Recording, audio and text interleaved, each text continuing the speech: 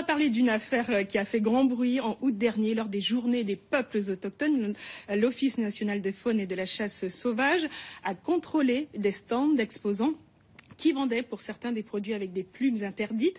Un contrôle qui avait suscité une vague d'indignation chez la communauté amérindienne et les élus locaux, ce qui montre la difficulté de cohabitation entre la loi et le respect des coutumes. Une enquête signée Jocelyne Elgouache, Élise Ramirez et Alfonso Martinez. Et juste après, une réaction de votre part, Madame la Ministre.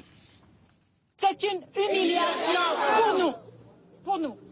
Et quand on parle de transmission du savoir, c'est pas comme ça qu'on pourra transmettre le savoir à nos enfants.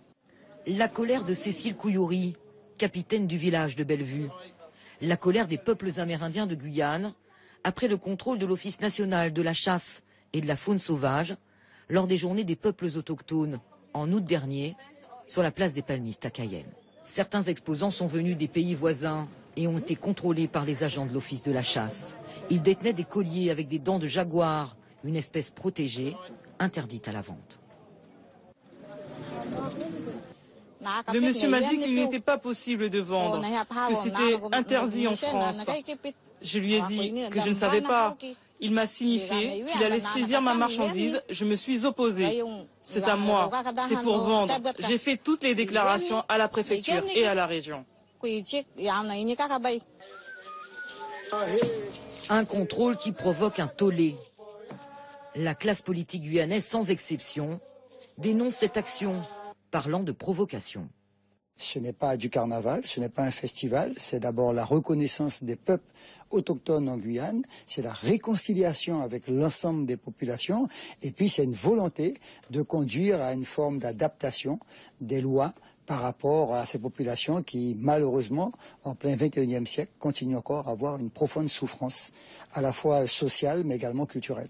Le préfet de Guyane s'en mêle et adresse un courrier au délégué outre-mer de l'ONFCS. Nous nous le sommes procurés. Éric Spitz parle d'une initiative intempestive, d'une opération injustifiable, d'une provocation et d'une humiliation. Une action exploitée pour une nouvelle mise en cause de l'État, aujourd'hui obligé de se justifier. Le parquet calme également le jeu, ordonnant l'arrêt des contrôles et n'engage aucune poursuite contre les exposants. On a trois impératifs. Bien sûr, s'assurer que les gens puissent vivre leurs coutumes qui sont multiséculaires sans aucune difficulté. Deuxième difficulté, c'est de respecter une convention internationale pour éviter que la France soit condamnée. Troisième difficulté, c'est d'éviter qu'il s'installe un braconnage qui s'intensifierait sur la Guyane. D'autant qu'on sait que ces espèces peuvent représenter énormément d'argent. Un perroquet qui est braconné, c'est plus de 1000 €.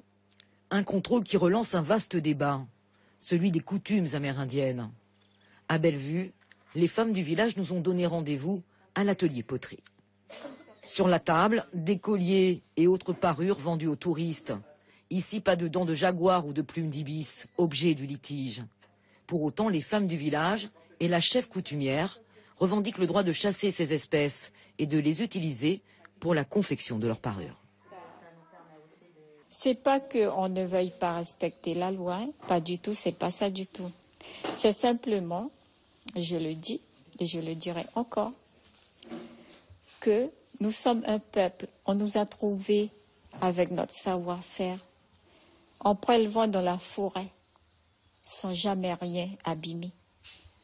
Et ce qu'on veut, de nous laisser un peu tranquilles dans notre savoir-faire et de nous défendre de tuer, alors qu'on tue pour manger et on récupère les plumes, on récupère les dents. Moi, je peux même pas dire le mot ridicule parce que ça m'énerve. Sergine Naja est une des adjointes au maire d'Irakubo. Cet élu demande l'assouplissement des lois qui régissent la chasse et la protection des espèces en Guyane, évoquant les coutumes amérindiennes. Agissant et montrant justement à la France, au monde entier que nous existons et que nous existerons toujours avec notre mode de vie et que rien ne changera, que ce soit avec la Convention de Washington ou pas, non, préservons d'abord notre mode et notre coutume. Alors, messieurs et dames, Kanya Wolil, et Nebotoko, Mondokadatie, et nous sommes là. Au village, certains habitants ont déjà eu affaire à la justice, accusés de braconnage. Une humiliation pour les anciens de Bellevue. Les jeunes du village l'ont aussi très mal vécu. J'étais encore petit lorsqu'ils ont renversé en fait l'artisanal de ma mère. Et ma mère faisait des fermes en plume d'ibis. À l'époque, c'était pas interdit. Et lorsque j'ai vu ça, ça m'a quand même fait un choc. Parce que tout simplement, c'était notre gagne-pain, avant tout. J'avais à peine 9 ans, 10 ans. 10 ans plutôt.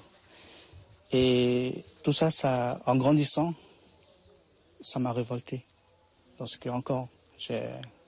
je vois ce film toujours, ça m'a marqué et ça va toujours rester là. Le commerce des espèces sauvages menacées d'extinction est réglementé par la Convention internationale de Washington, ratifiée par la France en 1978. De l'avis du GEPOG, il sera bien difficile d'obtenir des dérogations. Pour tout ce qui sera commerce, ça me semble très difficile qu'un jour la Convention de Washington offre des dérogations à la France pour que des espèces protégées soient détruites pour être vendues. Ça me semble très difficile. Anne-Marie Chambrier réside au village Sainte-Rose de Lima. Elle fait partie de ces jeunes amérindiennes qui militent pour la reconnaissance des coutumes des peuples autochtones. Nous avons réussi à nous entendre pour qu'on puisse constituer une délégation qui puisse se rendre à Paris avec une aide juridique pour justement rencontrer le président de la République et les ministères de l'Environnement et de l'Outre-mer pour aborder ces sujets et qu'on puisse justement faire évoluer les lois, qu'on puisse avoir des dérogations qui puissent prendre en compte nos spécificités culturelles, sociales, spirituelles et coutumières. Protéger la faune sauvage et respecter les traditions des peuples autochtones. Un grand écart entre lois et coutumes. Trouver le juste milieu, la sagesse du grand chaman devrait porter conseil. Alors, Madame la Ministre, on vient de voir cette enquête, le droit et les coutumes, un vrai casse-tête, mais surtout une histoire douloureuse qui laisse des traces et qui se répercute sur plusieurs générations. Alors, que faire pour que les rapports soient meilleurs entre l'État et les communautés amérindiennes? Alors déjà, il faut entendre et comprendre qu'il y a des modes de vie. Il y a des modes de vie traditionnels dans ce territoire. J'ai une vie avant d'être garde des Sceaux et j'ai pris plusieurs fois position et je me suis exprimée à plusieurs reprises. Donc, il faut entendre ça. D'ailleurs, on entend bien les scientifiques dire que la biodiversité a été très bien préservée en Guyane. Et si elle est très bien préservée et qu'ils ont le souci de continuer à la préserver, c'est parce que les modes de vie n'ont pas été violents contre cette biodiversité. Donc il faut en tenir compte, il faut accepter cela. Et simplement, moi je rappelle qu'il y a eu une opportunité en 2010, je suis désolée de revenir là, il y avait la possibilité de dégager des marges de manœuvre pour élaborer des règles générales qui permettrait effectivement de préserver ces modes de vie avec un prélèvement sur le patrimoine naturel qui ne soit pas un prélèvement préjudiciable. Et ça vaut pour les Amérindiens, mais il y a des modes de vie aussi chez les Bushinengués, chez les Créoles, il y a une façon, y compris de chasser. Donc qu'on poursuive ceux qui font commerce de la chasse, ceux qui prélèvent de façon inconsidérée, ne respectent pas les périodes de reproduction, ne connaissent même pas les mœurs des animaux. Oui, d'accord, mais en même temps, ici, ce qu'il faut, c'est qu'on respecte ces modes de vie, qu'on en tienne compte, qu'on entende ces paroles-là. Je suis étonnée d'entendre ceux qui ont fait campagne en 2010 pour rester dans le statu quo, c'est-à-dire le droit commun. C'est une réalité, ça n'est pas une querelle, c'est une réalité. Ils ont demandé à rester dans le droit commun de l'article 73. Donc aucune marge de manœuvre pour dégager des règles qui tiennent compte des réalités sociologiques et culturelles de ce territoire. Donc voilà, ils ne peuvent pas venir aujourd'hui expliquer qu'il faut adapter les lois. Nous avions l'occasion, nous avions un rendez-vous en 2010 pour adapter les lois. Donc moi ce que je souhaite, c'est qu'on finisse par entendre effectivement qu'il y a une capacité à préserver ce patrimoine naturel. Cette capacité, elle est sur ce territoire parce qu'il y a des traditions, il y a une culture et que ce n'est pas ça qui porte préjudice au magnifique patrimoine culturel dont nous disposons ici. Merci Madame la Ministre en tout cas d'être venue sur ce plateau.